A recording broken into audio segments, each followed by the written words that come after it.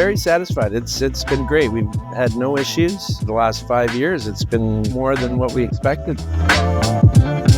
Well, we've noticed that it's been really good in the summertime for keeping the house cool, and in the winter for keeping it warm. And with our old roof, the birds love the cedar roof, so it was getting pecked away. So we don't have to worry about that anymore. No, we've had to do none. No maintenance, no repairs. The only thing we had done, we had the snow guards installed. We didn't have them installed originally because we weren't really sure that we needed them, but we're glad that we had them installed because they work great. No issues with wind. We've had some windy days. No tiles have ever come loose.